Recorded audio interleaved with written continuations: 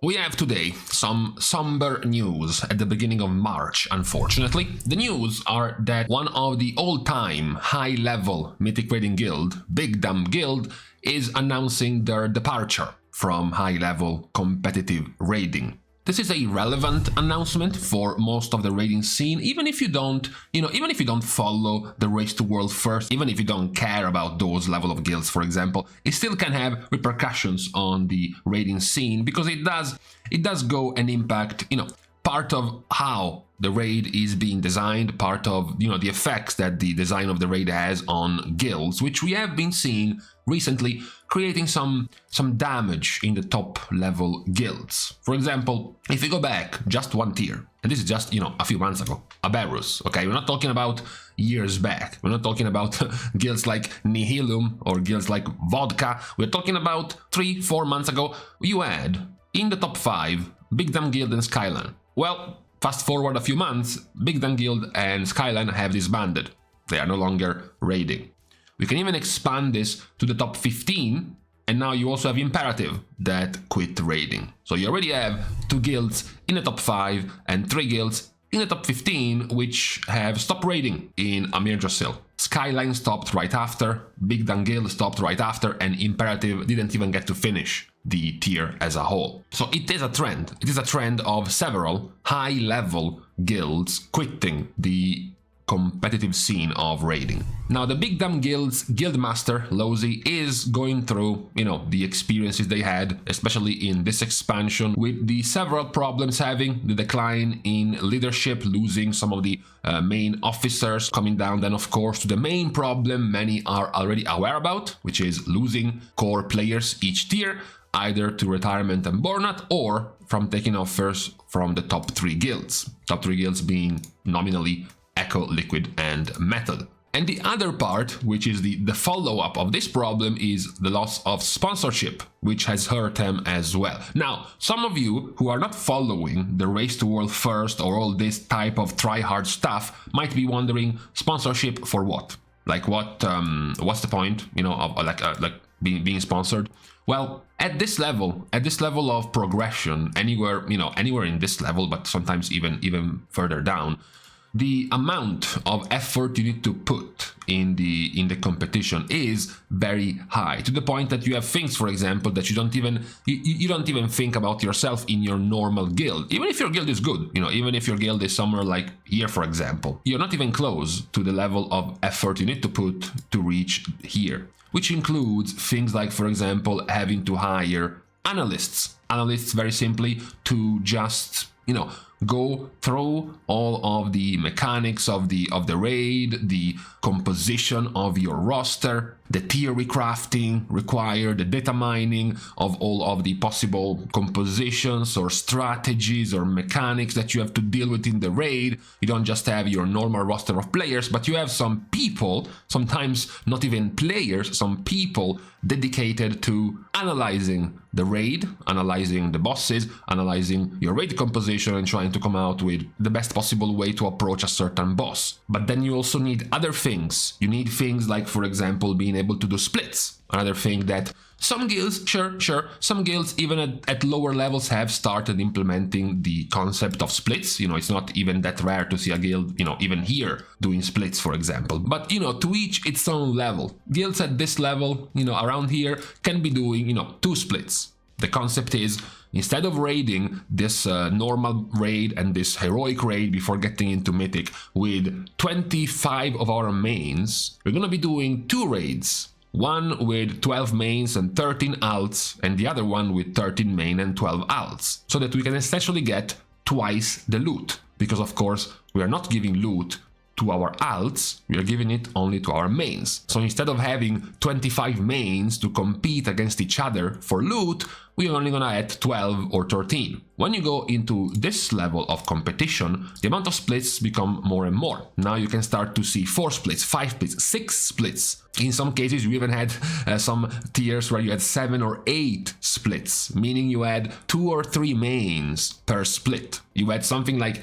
15 or 20 alts or friends or acquaintances or just people being paid to be there. so that all the loot in that run would be funneled to just 2 or 3 mains of the guild. Now that also costs gold, costs money that you can get, for example, through things like sponsorships. It costs because you have to, of course, advertise the fact that you need dozens, if not hundreds of players to come into your raid, expect 0 loot, because all the loot needs to go to the mains of the guild and just be there for the killing of the bosses. You might have seen advertisements from Liquid, advertisements from Echo paying you, random guy, 100,000, 200,000, 300,000 gold for being just in the raid, in the split with them. Even in the days of personal loot, where you had to have an item of higher item level on yourself before you could actually trade the item, they were offering people upwards of 1 or 2 million gold to be in the raid if they looted something to trade back to their players.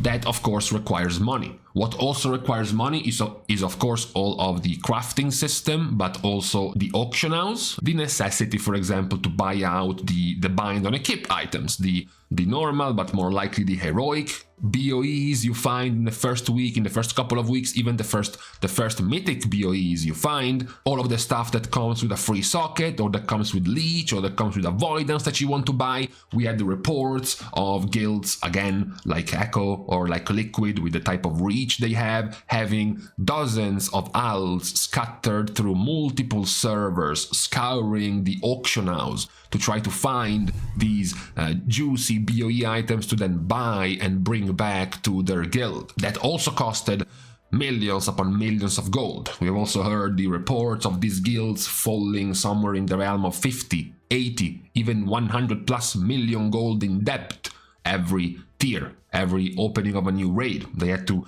borrow millions upon millions of gold to just have the amount of money needed for all this stuff. The crafting, the BoEs, and paying characters, playing other people to join their splits during the progression.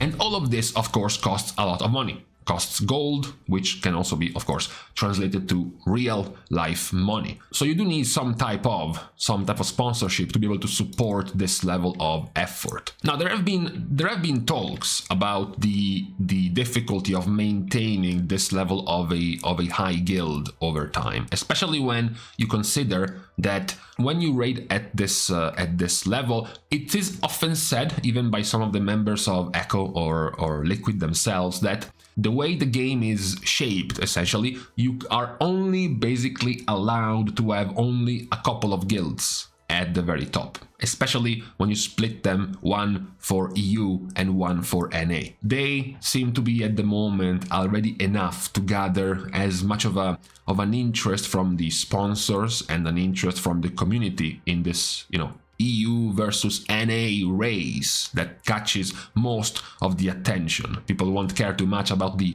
NA versus NA for first place, more so than watching who is going to win between NA and EU. So you only have likely the situation with the 2 guilds, the number 1 from EU and the number 1 from NA. You do have the odd guild right now, the third one out, which is Method. And the only reason why Method has been able to make it, even if they've been constantly behind these 2 guilds, is because if you go back ages, right? If you go back a long time ago, Method was the guild, right? If you go back multiple tiers back, it was Method that was the guild that was winning. So once you got the split between Method, which was, BFA, into the beginning of Shadowlands, where Echo became a thing and Method was another different guild altogether, Method was able to continue to remain at a high level while Echo started to thrive and dominate alongside Liquid, right? That's the only reason why you ended up having 3 of them rather than only 2. And this seems to have continued over the tiers. They have been remaining the only ones that continue to have the infrastructure, the support, the money to remain at the top, while everyone else is slowly just disbanding or just reforming under a different name, but then eventually sort of giving up over time. Most of these guilds will end up having essentially the same purpose, which is being feeder guilds to the top. So very good over time guilds like Instant Dollars, like Fat Shark Yes, like, as we already mentioned, guilds like Imperative, guilds like Big Dumb Guild. Even if we go back to previous expansions, like all the way back to BFA, Pieces, Aversion, the German guild, who, by the way, is also now rest in peace. All these guilds were basically just ended up being the training grounds for these top guilds. Now, players are wondering what could be done to fix this issue, to have a more lively race to world first, a more lively competition, rather than seeing always the same two guilds competing for the top. And the answer is, of course, that this is very difficult as long as Blizzard maintains this hands-off approach, right? Because if you go right now to the Reddit.io site, we go to the events, to Blizzard tournaments, and you have the tournaments from Blizzard. These are organized by Blizzard, they are sponsored by Blizzard, they are broadcasted by Blizzard, they are officially held by Blizzard. There is even your prize pool there, right? It's all set up by Blizzard. However, the Race to World First doesn't have a prize pool. It's not organized by anyone that is officially linked to Blizzard. This is just all made by guilds. It's all community funded, community based. So that is a problem, because guess what is necessary to organize this thing? Money, support, infrastructure, sponsorships, which is what these guilds have and nobody else does. So as long as Blizzard maintains this hands-off approach to the Race to World First, unlike what they are doing with Mythic Plus, but also with Arena, by the way, also with PvP, that they are officially organizing. As long as they are saying, no, you just do whatever you want with the Race to World First, we're just going to be a spectator, just like you are, it is just going to further put at an advantage the guilds who already have the infrastructure to set all of this up. If instead Blizzard said, okay, we're going to be organizing the Race to World First, we're going to be you're going to be spending and paying and taking up the cost of, for example, hosting an entire guild's worth of players in an office, in a set of booths available to them. We're going to provide them with the PCs, we're going to give them more spotlight to make them more likely to get sponsorships. It's all going to be on us. If they were to do that, for example, more guilds other than these three could have had the chance of having the funding, the support, the viewership to be able to compete. But as long as Blizzard remains hands-off with this type of situation when it comes to raiding, it's unlikely that anything is going to change. It's unlikely that we're going to see any other guild pop up and start competing with those, unless there is a method 0.2 version of a situation. For example, Liquid now splits into two. Now half of Liquid goes back being Limit, right? So now you have Echo, Liquid, Limit, and Metal. So you have 4 of them, for example. But besides that, the guilds below that have been doing well for a long time, like Instant Dollars, like Fat Shark Yes, and guilds that are no longer here anymore but used to do very well. Pieces, which is also gone, as we mentioned, Aversion, which is now also gone, Northern Sky, these guilds who have continued to do well over time might have more of a chance to be more competitive. But with the continued situation of Blizzard not really putting any official stamp on the Raid to World First and letting the community itself sort that out, is going to favor these guilds who are already established and who already have the funding and the sponsorships and the backing to support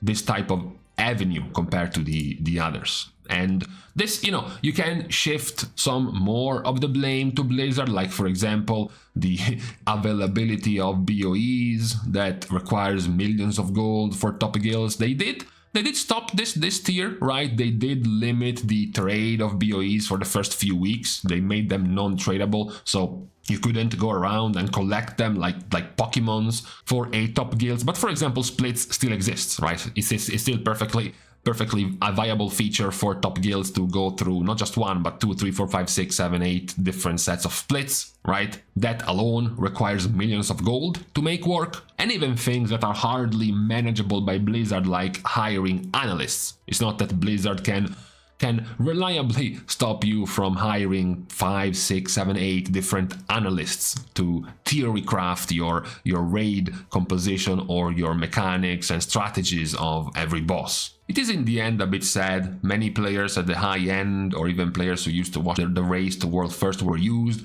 seeing Big Dumb Guild compete and doing very well, so another guild losing out over time is a sad sight for many players. But as I said, it can be still relevant even for people who don't care about the Race to World First, and in some cases even for people who don't even do high-level Mythic raiding, because it can affect the way the raid is being designed. As we pointed out this tier, the raid in the last couple of bosses was quite brutal in terms of the effort required to go through the last two bosses in their unnerfed state that the top guilds had to do them through. So like 5, 6, 7, even 800 pulls for some of these bosses, some of these special guys that probably caused them to disband, took 1,000 pulls to get rid of Tindral, for example. That can have definitely a hurtful effect on the top level guilds, more so than your more average guild, who is still not having too good of a time on Tindral, is still having to put,